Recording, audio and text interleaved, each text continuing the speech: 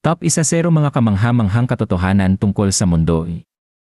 Ang mundo, ang ating tahanan, ay puno ng mga kamangha-manghang katotohanan na hindi natin madalas nalalaman. Ngayon, aalamin natin ang top 10 mga kamangha-manghang katotohanan tungkol sa mundo. Simulan na natin.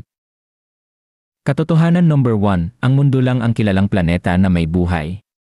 Bagamat marami na tayong natuklasang exoplanets, wala pa ring planeta na may tamang kondisyon katulad ng mundo, ang tamang temperatura, atmosfera, at likidong tubig.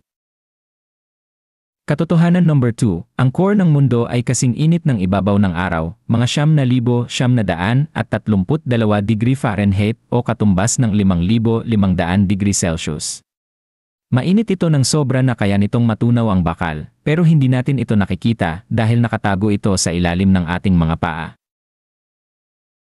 Katotohanan number 3, 70% ng ibabaw ng mundo ay natatakpan ng tubig.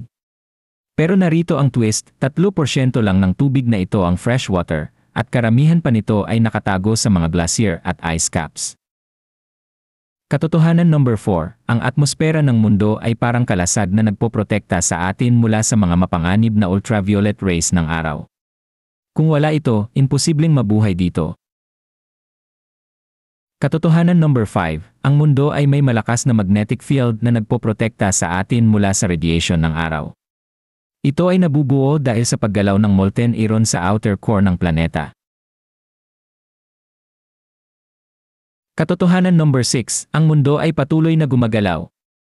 Nirarotate ito sa kanyang axis sa bilis na 1,000 milya bawat oras at umiikot sa araw sa bilis na higit sa 67,000 milya bawat oras.